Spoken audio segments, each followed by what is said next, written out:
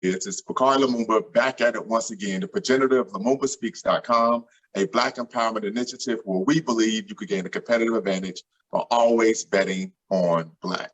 We're back once again, have another great conversation with the People's Chef, Anthony T. Head, and we're going to have a conversation about why Black chefs matter. But before you do, make sure you hit me with that HBO special. And that's Help Your Brother Out. Make sure you hit the subscribe and like button so that we can get to 1,000 subscribers by the summer. So we're going to jump right in with you, brother, Anthony T. Head, the People's Chef from my hometown, Dayton, Ohio. Shout out to the 937. Yes, sir. Talk to us a little bit about your background, education, and of course, what led you to getting into the culinary industry. Oh man, well, like I said, my name is Anthony T. Head Senior. I put that on there because I have a junior out there. Your name. Yes, sir. Yeah. Put a little handle on it. But no, man, I have had quite the journey to becoming a professional chef, which I've been doing for about 10 years now. But I actually was born and raised in Dayton, Ohio, graduated from the mighty Colonel White High School for the Arts. Attended Ball State University initially as a football athlete, so they recruited me to play ball up there. I ended up not playing ball long term. My interest changed when my foster mother passed away, unfortunately, about 2 weeks before I started my matriculation. And she said, always focus on your academics, on those books, on your words. So I matriculated at Ball State University for 5 years, getting my undergraduate degree in corporate finance with a focus on strategic management, and then my master's degree in information and communication sciences. That led me into a lifelong passion for the life sciences, where I spent the greater part of the last 20 years as what I like to call my Clark Kent career. I was an IT business systems analyst. So at any given time, I'm sitting in somebody's corporate office, wearing my glasses and button up, and that was my daytime persona. But about 10 years ago, oh man, it's been longer than that now. Oh, almost 15 years ago, I took an interest in pursuing medicine, working in life sciences, being around those scientists all the time, seeing how they impact the human health at that level. I figured, man, how can I help? How can I contribute in this great problem solving to care for humans and solving some of the most basic problems? So I started the pursuit of medicine. It's a little more convoluted than that. But because I already have this graduate degree, you need to take a bunch of science prerequisites. And I also found that we always talked about in terms of determinants of health, the poor eating habits of people of color, right? And, I have something to say about that later. But I realized that people say, hey, eat healthier, you be better. And what I found is, you can tell folks to eat fruits and vegetables. But what I found is that a lot of people just weren't familiar with the fruits and vegetables they told you to eat and cook. And how do you prepare them? How do you get healthy? It's all a salad? No, there's many different ways, and we'll talk more about that. So I would take my science prerequisites during the day and my culinary classes at night, attending a local community college here, St. Clair Community College. And as I got deeper into the program, obviously I realized that the physician calls out the orders, but you can give somebody all the advice in the world. They can't make it a practical application to their lives. They'll never use it. So it was really around diet and health. So that really led me to deeper studies of culinary arts. As I finished up my science prerequisites, I got deeper to the culinary arts program to the point that once you get to a certain level of the program, in order to keep taking classes, you have to have internships. So those internships led me to work in several fine dining restaurants around the Miami Valley area. And I found out I had a knack for this. I was pretty good at prep. I was pretty good in assisting flavors and just using my knife in the kitchen. And one thing led to another. In about 9 months after completing my science prerequisites, I was the executive chef at a local restaurant called Delish Cafe. So had many opportunities to work with great chefs during this time. And I actually left Delish after about 2 years to finally pursue medicine. But by the time I remember Delish. I used to frequent. Yeah. And I remember they took up that automatic gratuity, right? Oh, I remember Delish, but it's all love. Hey man, hey, listen, I just made the delicious food. And in fact, I would say one of my masterpieces for Delish has its roots in African culture. It was called the soul roll. So it was a collard green egg roll that was immensely popular in the city. In fact, it still is. People have made many different versions of it since I first, reworked the recipe over 10 years ago for my mentor, Chef Mark Brown. And what I love about the soul roll is that it was really a collard green egg roll. And the collard green, as you know, has a deep history with Africans all over the continent because it's ancient. We've been eating this thing for over 2,000 years, starting from the Middle East and Northeast Africa all the way across the continent. And what it really speaks to is to the natural African predisposition of eating a diet that is plant-based. People don't realize the reason why feasts, whether it's religious or otherwise, are so important because it's usually the 1 or 2 or 4 times a year that we ate meat. But the majority of our diet has always been plant-based. We simply use meat as flavoring. So anyway, part of those vegetables has been the colewort, which we now know is a collard green, which was, it fed every generation. So you had the collard green itself, and we usually stewed it down because it was a tough, fibrous plant material, which is great for our cholesterol, for our overall bowel movements. But it was mineral rich from the soil from which it was grown. And what I love is that the older elders, those who had teeth, could chew. You would cook it for a long time so that the babies could eat it, and the elders who had teeth, who didn't have teeth. But even best, even those who were sick or infirm could drink the broth, which we call pot liquor. Knowing all those elements of that dish and its ancient tradition, I reincorporated that into that soul roll. Excuse me. So what we would do is I would cook the collard greens using some of my fine culinary technique I learned in culinary school, very thin. I wouldn't overcook it so that it was mushy because I wanted to retain some of that bite. And then we would take that pot liquor and what we call reduce it down, boil it till it concentrated, not just those flavors, but the minerals, all the good stuff. And then take a grilled chicken and braise that in that cooking meat and liquid for several hours, broke down the chicken, imbued it with all that flavor and all that minerality. And then worked in some sauteed vegetables, rolled it up, deep fried it, and we actually rolled it in cornmeal, which gave it a kind of Sunday dinner in one bite appeal. So that's one of my most famous award-winning dishes, the soul roll, and I think she's still making that as part of her restaurant's menu. So that really gave me some insight that you can make healthy, flavorful food using ancient ingredients and ancient traditions to improve our health. So when I decided not to go to not go to medical school, because why get $250,000 in debt in my late 30s, I continued to pursue being a chef. I actually left Lish Cafe after being chef of the year by the local restaurant association. We had that dish, the soul roll, was appetizer and dish of the year. And then Lish Cafe itself was restaurant of the year as named by the African American Chamber of Commerce. I had a pretty good year, 2012. But while studying for medicine, before I decided not to, I started teaching. And that started kind of my 10-year-long career in teaching. And before I left the Lish, the owner, excuse me, at the time, he said, "Hey, man, you really a chef for the people." I said, "Yeah, man, I'm a people chef." And the reason why I say it's part of my demeanor is that I walk out among the crowd, we had our food, and greet each and every table. And I didn't care if you were a celebrity. We had all the celebrities come through, local guys, Dave, and anybody in town performing. But I would speak to every table and just chop it up with them. And the people of this city helped make me a better chef. Because at that point, I was an older professional. I'd been working over 10 years, but I was a relatively new chef. So I took all their feedback and suggestions and really incorporated them into my culinary cadre. So that's what kind of made me a chef of the people, hence the people chef. For the next 10 years, I've taught at college, high school, summer camps, community programs to really continue to build upon that platform that using the culinary arts can really speak to a lot of different audiences. Because one thing we find is that cooking is the second most intimate thing that we do. I'll let you figure out what the first is. But without feeding each other, right? Without feeding each other, we cease to exist. You make love, you make babies. Then you got to feed them. That's it. That's top two. So I'm a little bit arrogant about my profession because you can't do nothing else on an empty stomach. So that's what made me the chef that I am today. And yeah, brother, I could talk ad nauseum about, my journey. It's been, many twists and turns. Education was beautiful. But just about 3 years ago, we decided to bet on my own talent. To say bet on Black, I definitely bet on myself, right? I'm a big spades player. So we did that and started our new restaurant called The Chicken Spot initially, and now known as Chicken Heads after my name. Very good, very good. So let me ask you this. Typically, when you think of people who work in the culinary industry, particularly when we watch television, right? Or any other forms of media, these individuals tend to be white, right? So how has that been for you as a Black chef in a traditional white space? So first of all, it's not a white space. It's an absolute Black space from the beginning of this country. You know who the first cooks in this country are? I'll give you a hint. Who's the first hands to dig down into the soil to bring food forth for people to consume? I'll give you a tip. The hands look similar to mine. Hands like soil. Wow. See, only in this country do we call dirt dirt.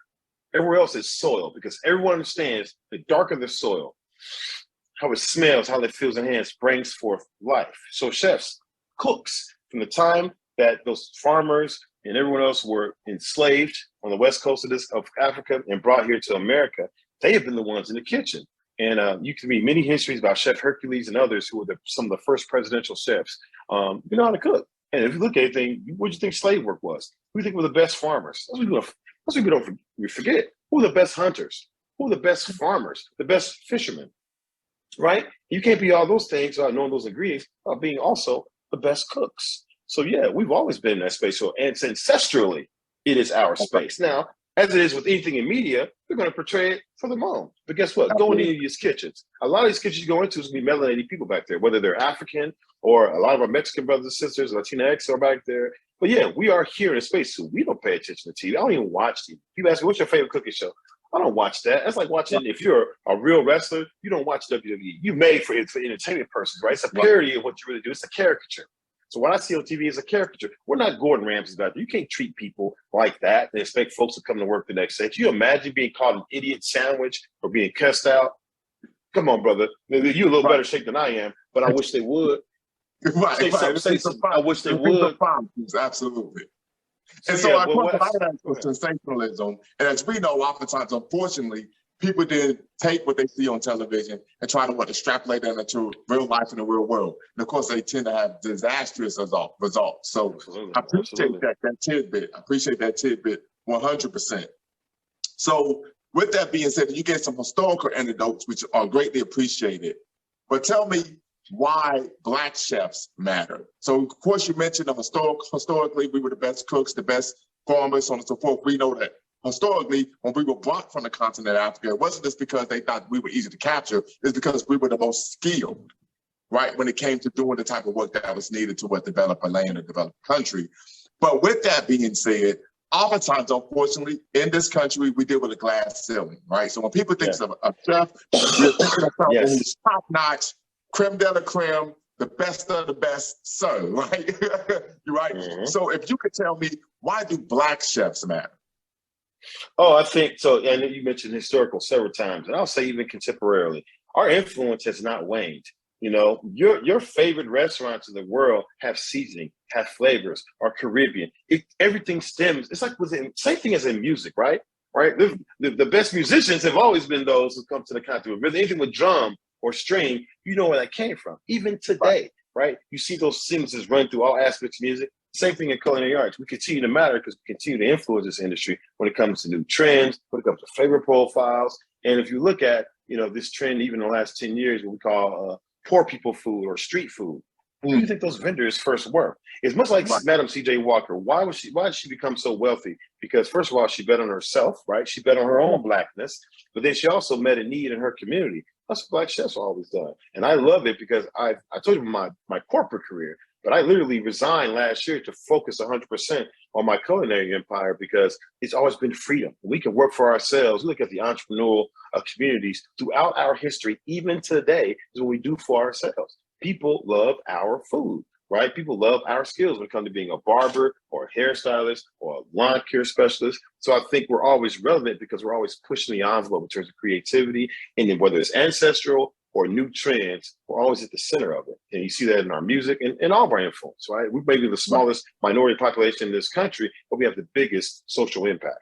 Right. So let me ask you this. And you talked about betting on ourselves. And of course, here at the Movement Speaks, we always bet on Black, right? We say all the time, we don't bet on people of color, no disrespect. We don't bet on multiculturalism, no disrespect, but we bet on Black. And we know it goes all the way back to when we were on the continent running the world. Why do you think entrepreneurialism, betting on ourselves, isn't as promoted as it should be in our community or as it is in other communities? Well, you hear sometimes white is right. You see those ways because we see wealth. We think about bastions of wealth in terms of materialism, not in terms of freedom. Brother, we can have this conversation today. We can have it tomorrow. We can have it at 4:15 a.m. We can have it tomorrow at the beach. You know why?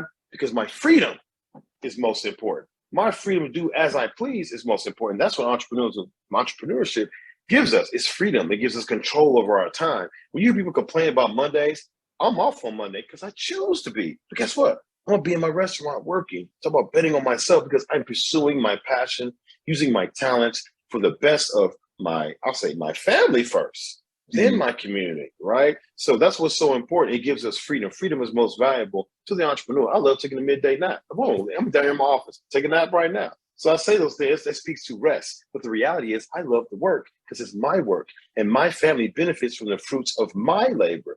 Can you imagine how you look at the evil institution of slavery? we do not benefit from our labor. That's what's so bad about it. You want the weakest. You want the, the most mentally. We were in a situation where, like you are in your library or me in my office, somebody come at you with an AR-15, you got me. Hey, you got me. Hey, you got me. Not because I can't one-on-one. It's just the reality is you have a military advantage at that point. But then you also put my talents to use for you. And what entrepreneurship is, it's the ultimate form of freedom, because despite having social and, social liberties and things of that nature, entrepreneurship gives you economic benefits, because my time, my rest, my ability to spend that time with my family. But then when I am working, I know it's for the benefit of my family and eventually my community. And that's what's so powerful about entrepreneurship. And I think when people look at accumulating cars and TV, that's why they put that candy in front of us.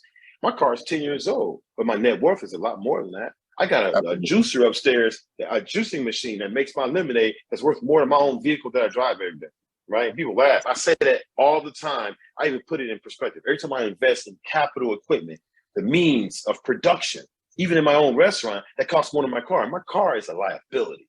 But guess what we're shown all the time? Wealth is shown by the kind of car you drive, the home you live in, and all that stuff, right? For me, my home becomes a piggy bank. The equity in my home is to fund my entrepreneur ventures. Again, it's my own labor, betting on myself with my own money to benefit from my own labor, right? So that circle, that economic circle, that ecosystem begins with me and my family first, and then again extends out to my community. Now, whether those dollars stay in the community or not, I can't control that larger ecosystem. But if nothing else, when my babies know I'm at work, they know that what daddy's doing is for their benefit. And as a chef, guess what? We'll never starve again. We'll never have a hungry day, because all that training and learning I have is to go home and take care of it. Can you imagine the mechanic that doesn't work on his own car? That would be sad, wouldn't it? Or the barber who can't take care of cut his own kid's hair. But how often do you go to a corporate job and do something that has no relevance to your day-to-day life? Your children do not benefit from that paper report you counting somebody else's beans for their company, because that type of labor, and I love it. I had a great paycheck. You do not fully benefit from your labor. You let someone else dictate what your reward is. My reward is my time. Wonderful, wonderful. So with that being said, how do we shift the mindset of thinking? You talked about doing some summer teaching. Would you be interested in doing at least summer workshops, educational workshops? When Dayton, they had the West Dayton Youth Task Force. We had the Streetway, the Saturday Pool, where you would go in, teach entrepreneurship, but in a practical manner. Typically, when we think of entrepreneurship, you think of it in a very high and lofty manner, or sometimes at the low level where you're selling bean pies and incense like you're a brother of the nation. But is that something you would take an interest in, or have you done that? Have you already done that? When you ask, you're talking to the people's chef. I'm a chef for the people. And people say, do I count? People of different hues or different backgrounds. Absolutely, you're people. But guess what? My people first, right? We're first in line, because you're going to listen to me. When you see me walk in the room, my chef code, maybe my chef hat, you already understand my expertise. Because someone said to me once, I ain't have to go to school to learn how to cook. Me either. But iron sharpens iron. I didn't say, I love this so much, I want to get better at it. And my entire purpose, I mentioned a 10-year career in teaching, I'm an educator, right? And they say you don't know something well enough until you can teach to others. Well, I'm an expert, and I love sharing knowledge, because the barriers of information are a book, about thick as a book. Can you imagine if I pull any of those books off the shelf behind you? Whatever I don't know now is at the end of that book, that's the only barrier. And that's a little bit of time to get through it. Well, guess what? I've consumed many of those books. I continue to consume books to be able to take that information in, and much like our old tradition, share it for the benefit of my people. So I've been doing that for years. West Dayton Strong. I tell people all the time, Google me. Google Anthony T. Head, the People's Chef. You'll see the articles written. We were doing it for the shine. There's no paycheck that comes with that. But I knew that I was very intentional about building so-called that brand, because I always want people to know. When people say, you want to be on TV? I say, yeah. I said, PBS. Public access education television. I love it. One of the greatest unused resources. Next to our libraries, public access television, and then public radio is some of the most unutilized resources in our community for education, because it takes those lofty ideas and those university teachings and boils it down for the everyday person. And that's why that's so critically important. I want to play a role in that. Even though his legacy has been much maligned, Dr. Bill Cosby has done a lot. A lot of his educational doctorate was around how do you educate people in our community. And much like he did with cartoons and animated works, and even his shows, I want to do it in a culinary world. So we have a lot of those type of exemplars in our community that do it. I'm an entrepreneur because I talked to somebody 20 years, 30 years ago about, the importance of it. So I always give back in that way. And people will tell you, you ask me and I got the time, I'll be there. Wonderful, wonderful. So you are an entrepreneur, you're a restaurateur. I've been to the shop before, and I've talked to people who frequent your establishment. And every time I speak to someone, they come back talking about the Medusa, right? So you got to tell us about the Medusa. What is the Medusa? What it consists of? And why do people love it so much? The Medusa. So I will say I was in a higher state of being when I created that. And I'll leave that there for your imagination. But it was always about making a meal and a sandwich. Love fried chicken. I knew I was going to start a chicken restaurant. If I were to make the perfect chicken sandwich, it would be using all the traditional techniques of a brine chicken breast, a buttermilk marinated chicken breast, a hand seasoned chicken breast that is pressure fried in peanut oil. That's the basics.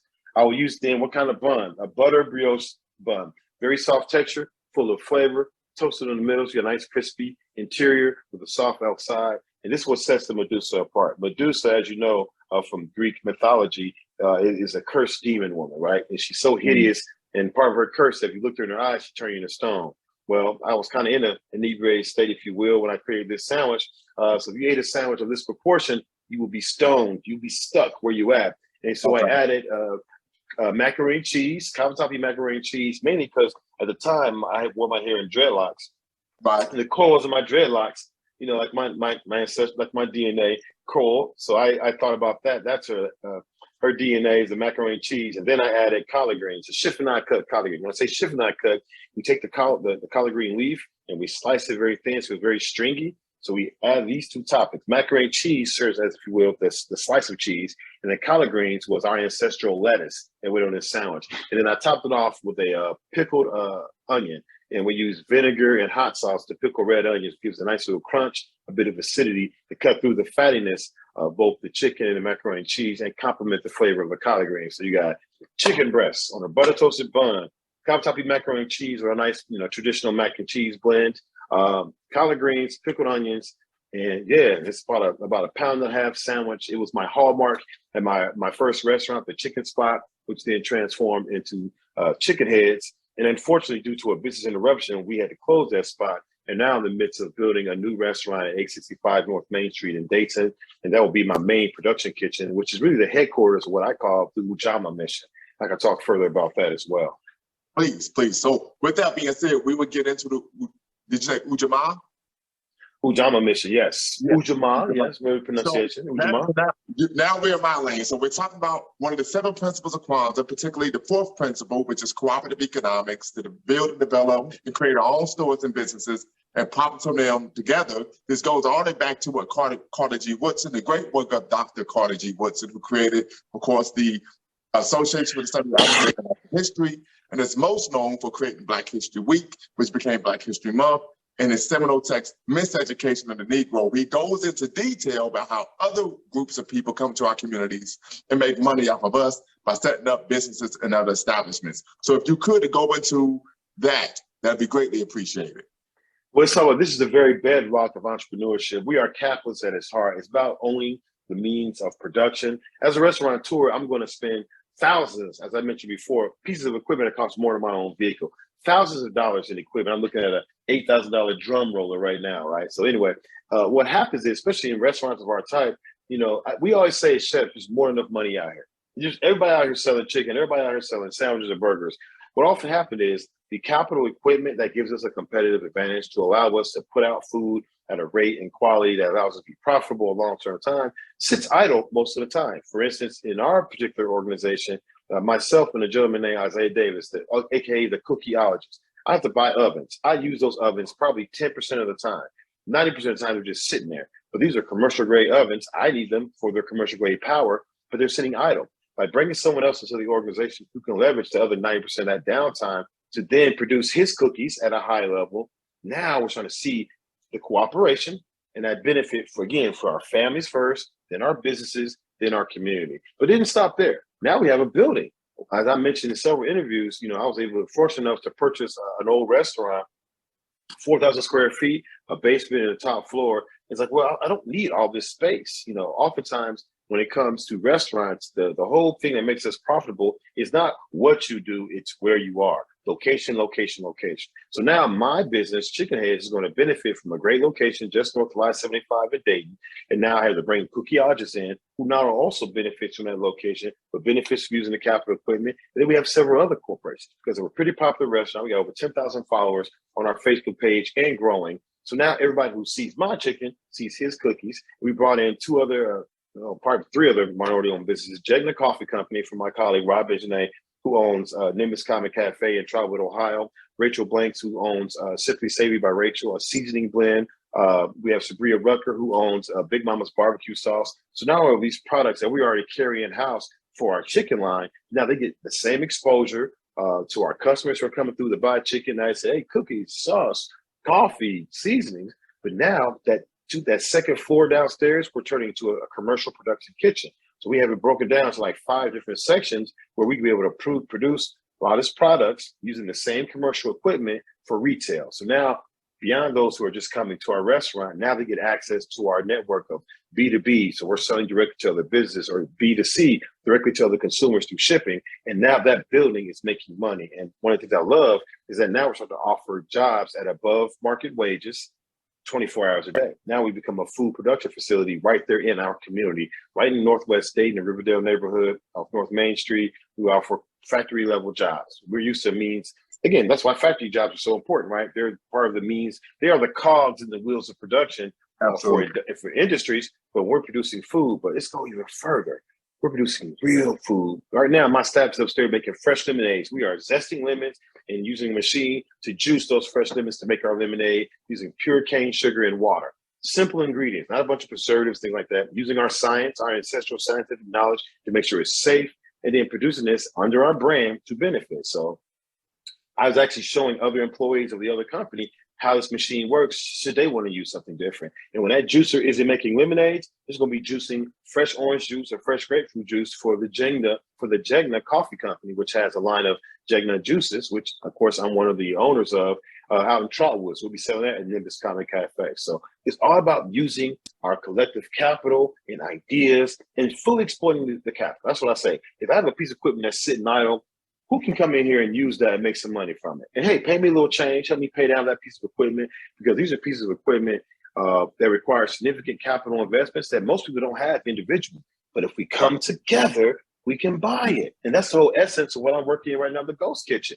I have a corporate roommate. I'm selling chicken, he's selling cookies. But guess what? People come for cookies, see chicken, say, yo, I got this, let me get that. People come for chicken, say, I want something great for dessert. I say, hey, man, I got my man some cookieologist right here. Pick his up. And in fact, our menus are so integrated that if you go to either one of our websites, well, mainly ours, the Ghost Kitchen, you'll see all of our food. But that's all his money. If you want to support a cookieologist, you can still buy my chicken and buy his cookies. That's profit is all going to him.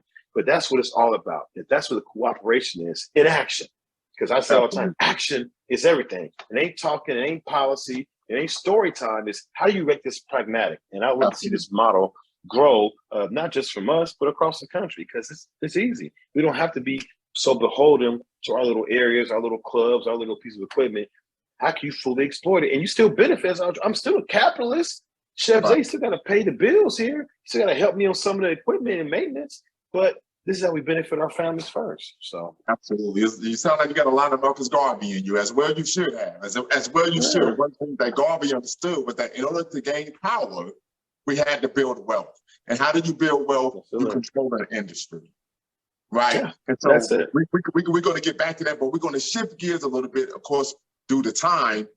So one of the things I noticed, of course, you're always posting about, your businesses and being an entrepreneur, but you post a lot about being a father and how fatherhood is important to you, right? And I wanted to know, of course, I would know why fatherhood is important to you, but if you could talk about why you post it so much, why you discuss it so much on your various social media platforms. Well, it speaks to some hurt. So, I was recently divorced, and I had to become the custodial parent of my two youngest sons, just because of the environment they were living in. Now, mind you, fatherhood is no stranger to me, because I was raised by a single widowed father who had to raise a 2-year-old, myself, a 3-week-old, my younger brother, and a 12-year-old, my older brother.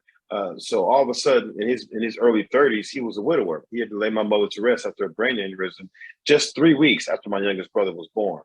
So it changed him because he's a traditional man born in 1947, raised up in the 50s and 60s, go to work, bring home the bacon and let mama cook it. Well, all of a sudden, mama was gone. So that changed the game in my household. So I grew up under a father who was not perfect, flawed in many different ways, but he was very intentional about providing a manhood training school, if you will, right? He made me stand there with the flashlight. He made me stand there with the toolbox. He made me change.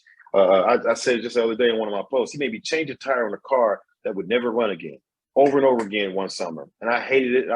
I dare I say never hated him, but I hated that he made me do it. And then 20 years later, I'm changing my car tire in 7 minutes. I timed myself. And I remember back to when my father made me do it over and over again. I can remember his teaching and his instruction. He taught me how to shave when I was 12 years old before I had a whisker on my face, because unfortunately he was dying from congestive heart failure. And he struggled with mental health himself from depression. He lost his love of his life, a woman he had known since he was 16 years old, and buried her less than 16 years later. So fatherhood absolutely is powerful to me, because I know that unlike motherhood, you can do a lot of things naturally to become a woman, but fatherhood has to be very intentional, right? And we see that all the time. If you're not taught certain social mores about manhood, about how to take care of yourself and your body first, how to take care of your home, how to take care of your community, that people falter. So you see these young people who are astray. Well, who is raising them? Who are their mentors? Who are their teachers? And I was fortunate enough to have a single father, or a widowed father, unfortunately.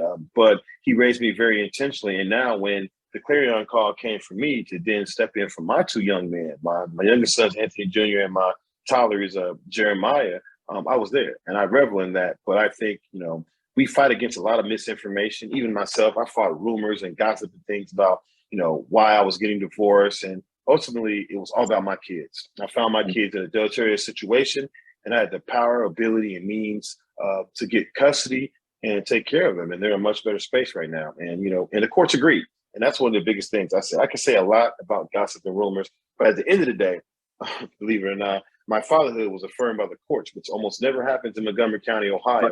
But the trend is changing. It never happens ever, right? But yes. And that goes without saying. That's why I never have to say anything outside of that. Say what you want to say about me, just call me custodial dad. So when I talk about so much on my post, because we're actually still in the midst of a lot of those final decisions being made, but I realize how important it is, because it's fighting the misinformation. I'm going to show you my children wanting to lay with me on the couch. I'm going to show you of every single park that I go to. I'll tell you what, man, I'm overcompensating, because my dad took me to the park a couple of times. I'm 42 years old, and I still remember how intentional he was about putting me in a swing and pushing me. I still remember how intentional he was about giving me freedom to run around and do what I want to do. So I'm doing my fatherhood, the example he set for me, I'm doing it times 1,000. I'm doing it on steroids.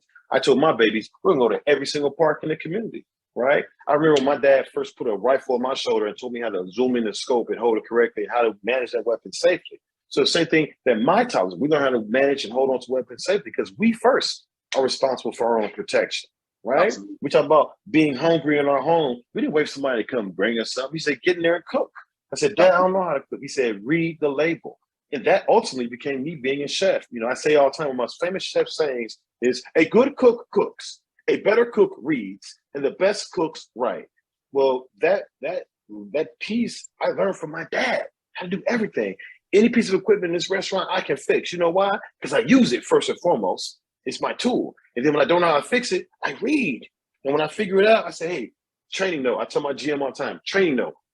Do this, do that, and that's what we do. That's a way of life for me. So the biggest thing is all of this stuff, all my hashtags online and social media, quite frankly, are bookmarks in my life. Because one day, my grandchildren, my great-great-grandchildren will read about my life in a bunch of social media posts. Think about what we're doing. Everything that you're documenting in this social media space is your life. And it's day by day for us, right? We get a couple memories, we feel great. But can you imagine being one of your ancestors 100 years from now and be able to read your entire life? They will see the tradition of fatherhood. My children, unfortunately, never got to meet my dad. He died when I was 21. And the week before he died, he came to me on my birthday and he said, I love you, baby. And he walked away. Those are the last things I've ever heard my father say to me. I'm 42 years old. He said, "I love you, baby." He's walked away. I said, "I ain't no baby. I'm a grown man. I'm 21." But even at 21, I was still his baby. So I call my children, no matter what I have for, no matter what their age is, they're my babies. Because I always want to know they're always under my protection. They'll always have access to my provision, whether it's actually something physical, spiritual, or emotional. So what you're seeing is me writing my love story, my love letter to my children. It ain't for y'all. It resonates with you because if you have children, you've been somebody's child, which we all have been at some point, you get it, right? But I'm really showing off for my kids. So when they're 18, they don't like me no more. They get to look back and say, "Dang, man, my dad did a lot for me. My dad took me to museums. My dad took me to the park all the time. My dad did all these adventures." Here's how my dad was thinking when he was raising me. My father was always intentional, like my father was. So what you see displayed in social media, that's a tenth what's happening off screen, but it's the intentionality of my fatherhood because it has to be. It ain't natural. They don't see our nurturing side, right? If I'm a fighter in the war, you see the scars on my hand. You know I fight. You see my muscles. You know I work out. But do you see my heart? You see how loving and tender I am with my children? But you catch glimpses of it in social media. And if I could, that's oftentimes something that isn't talked about, right? That as men, as fathers, we're able to compartmentalize. We could go out and we could slay the evil dragon, come home and have tea with our daughters, right? So, compartmentalize and to be able to understand that I have to have a multifaceted role. Many people know me as being an educator, that I'm very hard on my children academically, but also I'm also very nurturing, very loving, very reassuring, and supporting their self-confidence, right? I would recall telling my daughter, I said, I believe in you. I know you could do this. I had to read in some college level, but she said, "You really believe I could do this?" I said, "Listen, first off, you're my daughter." I said, "It's in your DNA, okay?" But I said, "Second, I've been working with you since you were a toddler, right?" So I said, "And I know you don't want your brother to outdo you, so let's get this work, right?" So, and the self-confidence that it instills. So I think oftentimes, and we see this in our community as well, that oftentimes people may take care of their child, but they're not raising their child. They're not inculcating or instilling values. They're not preparing them to have a competitive advantage in a global economy in a globalized world. So to see you do that, I'm quite sure that they're going to be drinking those intellectual entrepreneur juices that you're passing down in the home as well, so that when they grow up and they come of age, they'll be able to run the world and not be ran by. Indeed. I couldn't have said it better. But it's equipped them with a tool. We know what world they're coming into, right? We're going to do push-ups. We're going to do pull-ups. We're going to eat. We're going to drink water. We're going to brush our teeth. We're going to clip our nails. We're going to speak to people. We're going to look them in the eyes. We're going to give firm handshakes. But those, again, it's all about the intentionality because we understand the world we're going to. My father knew that he wasn't going to be there with me much longer. I mean, literally passed away 7 days later. But I knew he was satisfied in what he had poured into me. At that point, I was a scholar athlete, going to school on a full scholarship. I had just been voted vice president of student body. So he saw that I was fully exploiting the talents that, much to your point, were ancestral. It's in his DNA. I remember my father would say things like, "My dad, I got all A's and a B." He said, "Of course you did." I said, "Okay." Because excellence was the expectation. Absolutely. Excellence was the expectation. I would tell my children, I said, A is for African, B is for Black, C is for Caucasian. Don't bring no C's from my home. And I would literally tell them, I would say, if you get a C, you're being average. And white people get to be average in America. Ta-Nehisi Coates talked about that. White people get to be average. If they Indeed. They have some behavioral problems. I would say, you're acting like an American. I said, because if you were on a continent or in the Caribbean and you were being disruptive of a behavioral problem, you would be ostracized. They would say, "You're cuckoo for Cocoa Puffs. We don't have nothing to do with you." Well, it reflects on your parents. Absolutely. And I told myself, your home training, lack thereof. Right. I said, I would like to make me look bad. So we're almost short on time. So I want to give you a chance once again to mention the location of your restaurant, shout out your social media so people can plug in with you. And then last but not least, I give you final thoughts. Yeah, man. Well, first on IG, Gym City Chef, Anthony T. Head, The People Chef on Facebook. Also for my business, Chicken Heads Dayton on Facebook, and now our new recently opened company, Chicken Heads Ghost Kitchen and Catering. Looks up on our website or social media. Quick Google search. Our catering kitchen just opened on Wednesday at 11/22, East North Lane, Kettering, Ohio. The Ghost Kitchen concept allows folks to order online directly through us through our Toast link or through DoorDash for delivery. And just final thoughts, man. I've always loved betting on Black, because bet on yourselves, no matter who you are. Betting on yourself, because win, lose, or fail, there's a lesson to be learned. And what I love about the Ujamaa mission, right, is to ensure that we are benefiting ourselves, our families, our communities with our labor, correcting some of the wrongs of the past by trusting your confidence, because it's more than ancestral, it's spiritual, and it's part of our destiny. So thank you for the opportunity, bro, to speak to your crowd. And like I said, we welcome all the support. And as I say all the time,